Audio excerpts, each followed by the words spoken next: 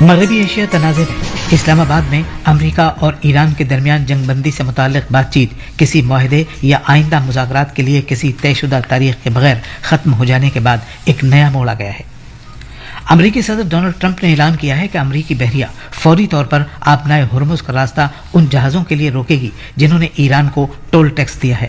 یہ فوج اس اہم آبی گزرگاہ میں ایران کی بچھائی ہوئی بارودی سرنگوں کا صاف کرنا شروع کرے گی۔ جناب ٹرمپ نے اس قدم کو ایران کی طرف سے رقم اینٹھنے اور نیوکلیائی ارادوں کو روکنے کے لیے ضروری قرار دیا ہے۔ انہوں نے کہا کہ ایران جلد ہی امریکہ کی شرطوں پر مذاکرات کے لیے تیار ہو جائے گا۔ ایران کے افسران نے خبردار کیا ہے کہ آبنائے ہرمز پہنچنے والے دشمن فوج کے کسی بھی جہاز کو جنگ بندی کی خلاف ورزی سمجھا جائے گا۔ انہوں نے خبردار کیا ہے کہ یہ جہاز کسی مہلک پریشانی میں بھی مبتلا ہو سکتے ہیں۔ انہوں نے یہ بھی کہا کہ اس آبی گزرگاہ کو پرامن جہاز رانی کے لیے دوبارہ کھول دیا جائے۔ تفصیل ہمارے نامہ نگار سے۔ ایران کے صدر مسعود پیزشکیان نے کہا کہ ایران ایک مستقل امن و سلامتی کو یقینی بنانے کے لیے ایک متوازن اور منصفانہ معاہدے کے لیے تیار ہے۔ البتہ انہوں نے کہا کہ امریکہ کی طرف سے دوہرے معیارات اس معاہدے کی راہ میں رکاوٹ ہیں۔ آبنائے ہرمز دنیا کی توانائی کے گزرنے کے لیے سب سے اہم ہے، جہاں سے روزانہ دنیا کے تیل کا تقریباً 5واں حصہ اور رقیق کی گئی قدرتی گیس کا بھی ایک بڑا حصہ گزرتا ہے۔ اس علاقے میں کسی بھی طرح کی رکاوٹ یا فوجی کشیدگی سے توانائی کی عالمی سپلائی میں رکاوٹ آ سکتی ہے، تیل کی قیمتوں میں اضافہ ہو سکتا ہے اور جہاز رانی کی کمپنیوں کے لیے بیمے کی لاگت میں بھی اضافہ ہو سکتا ہے۔ اسرائیل نے جنوبی لبنان کے بنت خلی جبیل قصبے کے ایک اسپتال کو نشانہ بنا کر کیے گئے حملے کی خبر دی ہے۔ انہوں نے کہا کہ اس جگہ حزب اللہ کے مسلح کارندے چھپے ہوئے تھے۔ اسرائیلی فوج نے بتایا کہ اس کارروائی میں تقریباً 20 افراد ہلاک ہوئے ہیں۔ اسرائیلی حملے جنوبی لبنان میں بھی کیے گئے۔ لبنان کے حکام نے شہریوں کی ہلاکت کی خبر دی ہے۔ لبنان کے وزیر اعظم نواب سلام نے بتایا کہ ان کی حکومت اس بات پر کام کر رہی ہے کہ جنوبی لبنان سے اسرائیلی فوجوں کو پوری طرح ہٹا لیا جائے اور جنگ بندی ختم کر دی جائے۔ انہوں نے یہ بھی کہا کہ تنازع کے اس دور میں 2000 سے زیادہ لوگ مارے گئے ہیں۔ اسی دوران پیزشکیان نے روس کے صدر ولادیمیر پوتن کے ساتھ تازہ صورتحال پر بات چیت کی، کیونکہ مغربی ایشیا میں بڑھتی ہوئی فوجی کشیدگی کے دوران سفارتی کوششیں جاری ہیں۔ دبئی سے ونود کمار کی۔ امریکہ کی طرف سے ایرانی بندرگاہوں کے راستے روکنے کے اعلان کے بعد ایشیا میں جب توانائی کی مارکیٹ دوبارہ کھلی تو تیل کی عالمی قیمتیں $100 فی بیرل سے بھی زیادہ ہو گئیں۔ عالمی بینچ مارک برنٹ خام تیل میں 8.5% کا اضافہ ہوا ہے اور یہ فی بیرل $102.37 پر پہنچ گیا، جبکہ ویسٹ ٹیکساس تیل میں 9% کا اضافہ ہوا اور یہ فی بیرل $105.34 کا ہو گیا۔ ایشیا میں بڑے اسٹاک انڈیکس میں آج کاروبار میں کمی آئی۔ جاپان میں نکئی 225 پر رہا، اس میں 0.8% کی کمی آئی، جبکہ جنوبی کوریا کے کوسپی میں 1.8% کی کمی آئی۔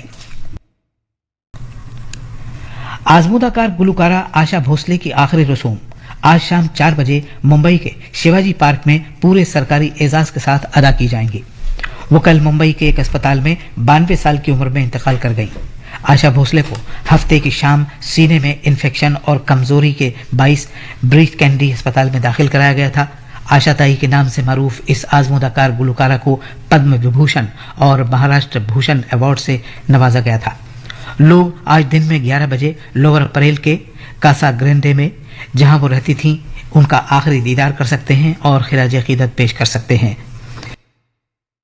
مقامی وقت کے مطابق 12 اپریل کو پاکستان کے نائب وزیر اعظم اور وزیر خارجہ اسحاق ڈار نے ایک پریس کانفرنس میں کہا کہ پاکستان کی ثالثی میں ایران اور امریکی وفود نے مذاکرات کے کئی ادوار میں بات چیت کی۔ یہ مذاکرات 24 گھنٹوں سے زیادہ جاری رہے اور 12 تاریخ کی صبح ختم ہوئے۔ اسحاق ڈار کا کہنا تھا کہ امریکہ اور ایران دونوں کو فائر بندی کے وعدے کی پابندی جاری رکھنا ہوگی۔ انہوں نے یہ بھی کہا کہ پاکستان مستقبل میں امریکہ اور ایران کے درمیان امن مذاکرات کو مضبوطی سے آگے بڑھاتا رہے گا۔ ایک اور اطلاع کے مطابق ایران کی وزارت خارجہ کے ترجمان اسماعیل بقائی نے مقامی وقت کے مطابق 12 تاریخ کو کہا کہ ابتدائی طور پر یہ توقع نہیں کی جانی چاہیے کہ مذاکرات کے ایک ہی دور میں کوئی معاہدہ طے پا جائے گا۔ انہوں نے کہا کہ موجودہ مذاکرات میں آبنائے ہرمز اور علاقائی مسائل جیسے کچھ نئے موضوعات شامل کیے گئے ہیں۔ اسماعیل بقائی نے کہا کہ امریکہ اور ایران کے مذاکرات 40 دن کی جنگ کے بعد بے اعتمادی اور شبہات کے ماحول میں منعقد ہوئے ہیں۔ یہ مذاکرات حالیہ برسوں میں سب سے طویل وقت تک چلنے والے مذاکرات تھے جو 24 گھنٹوں سے زائد وقت تک جاری رہے۔ ان کا کہنا تھا کہ ایران پاکستان اور دیگر علاقائی شراکت داروں کے ساتھ رابطے اور مشاورت جاری رکھے گا۔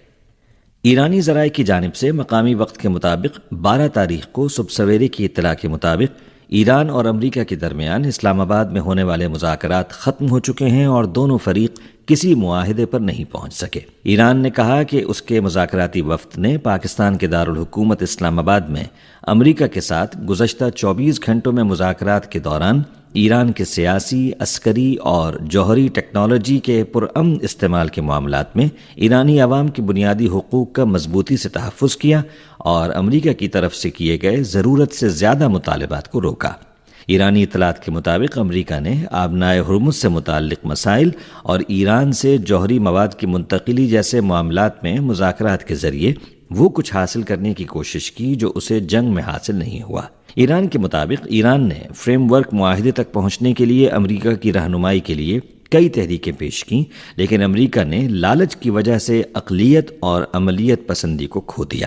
دوسری جانب امریکی نائب صدر جے ڈی وینس نے 12 اپریل کو پاکستان کے دارالحکومت اسلام آباد میں ایک پریس کانفرنس میں کہا کہ امریکہ ابھی تک ایران کے ساتھ معاہدہ نہیں کر سکا ہے اور ان کا وفد امریکہ واپس جا رہا ہے۔ وینس نے کہا کہ دونوں فریقوں نے مستقل بات چیت کے کئی ادوار منعقد کیے لیکن کوئی نتیجہ حاصل کرنے میں ناکام رہے۔ انہوں نے نشاندہی کی کہ امریکہ نے واضح طور پر اپنی ریڈ لائنز اور قابل قبول اور ناقابل قبول شرائط بیان کی، جبکہ ایران نے ان شرائط کو قبول نہ کرنے کا انتخاب کیا۔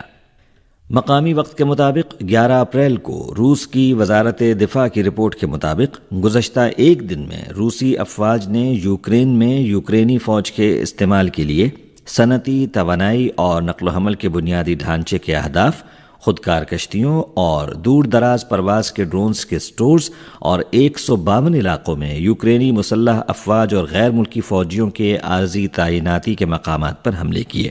روسی اطلاعات کے مطابق اس کے فضائی دفاعی نظام نے 12 فضائی ٹارگیٹڈ بم گرائے اور 259 فکسڈ ونگ ڈرونز مار گرائے۔ یوکرین کی مسلح افواج کے جنرل اسٹاف نے اسی دن بتایا کہ گزشتہ ایک دن میں مختلف محاذوں پر 173 جھڑپیں ہوئیں۔ یوکرینی فوج نے روسی فوج کے کئی افراد، ساز و سامان کے سٹوریج کے مقامات اور ڈرون کنٹرول پوائنٹس پر حملے کیے اور روسی فوج کے 2014 ڈرونز گرائے۔ گردوارہ پنجہ صاحب میں کل سے شروع ہونے والے ویساکھی کے تہوار کی بڑی تقریبات میں شرکت کے لیے بھارت اور دنیا بھر سے سکھ یاتری حسن ابدال پہنچ گئے ہیں۔ سکھ یاتریوں نے اس سلسلے میں حکومت کی جانب سے کیے گئے انتظامات پر اطمینان کا اظہار کیا ہے اور حکومت پاکستان کا تہہ دل سے شکریہ ادا کیا۔ بیجنگ میں پاکستان کے سفارت خانے نے دونوں ممالک کے درمیان سفارتی تعلقات کے 75ویں یوم تاسیس کے موقع پر ایک شاندار تقریب کا اہتمام کیا۔ تقریب سے خطاب کرتے ہوئے سفیر خلیل ہاشمی نے اس بات پر زور دیا کہ عوامی سطح پر روابط دو طرفہ تعلقات میں مرکزی حیثیت رکھتے ہیں، جبکہ ثقافتی تبادلے کلیدی کردار ادا کر رہے ہیں۔ امریکی فوج نے کہا ہے کہ وہ آج سے ایرانی بندرگاہوں کی ناکہ بندی شروع کر دے گی۔ ایک بیان میں امریکی سینٹرل کمانڈ نے کہا کہ اس ناکہ بندی کا اطلاق ایرانی بندرگاہوں پر آنے اور وہاں سے جانے والے تمام بحری جہازوں پر ہوگا۔ یہ اقدام امریکی صدر ڈونلڈ ٹرمپ کی طرف سے سوشل میڈیا پر اس بیان کے بعد اٹھایا گیا ہے کہ امریکی بحریہ آبنائے ہرمز میں داخل یا باہر نکلنے کی کوشش کرنے والے تمام بحری جہازوں کی ناکہ بندی کرے گی۔ انہوں نے کہا کہ امریکہ دوسرے ملکوں سے آنے اور وہاں جانے والے بحری جہازوں کو آبنائے ہرمز سے گزرنے سے نہیں روکے گا۔ ادھر امریکی بحریہ کی جانب سے آبنائے ہرمز سے گزرنے والے ایرانی بحری جہازوں کی ناکہ بندی کی تیاری کے بعد آج عالمی منڈی میں تیل کی قیمتیں $100 فی بیرل سے تجاوز کر گئی ہیں۔ سعودی عرب نے کہا ہے کہ اس نے مشرق مغرب پائپ لائن کے ذریعے روزانہ 70 لاکھ بیرل تیل کی ترسیل بحال کر دی ہے۔ بین الاقوامی رضاکار 70 کشتیوں پر مشتمل چھوٹے بحری بیڑے کے ذریعے شمالی مشرقی اسپین سے غزہ کی پٹی تک بحری سفر کی تیاری کر رہے ہیں، جس کا مقصد انتہائی ضرورت کی بنیاد پر انسانی امداد پہنچانا ہے۔ عالمی یکجہتی بیڑا اپنی نوعیت کا دوسرا اقدام ہے جس میں 70 ملکوں سے 1000 رضاکار حصہ لے رہے ہیں۔ نائب وزیر اعظم محمد اسحاق ڈار نے سعودی وزیر خارجہ شہزادہ فیصل بن فرحان سے ٹیلی فون پر گفتگو کی ہے۔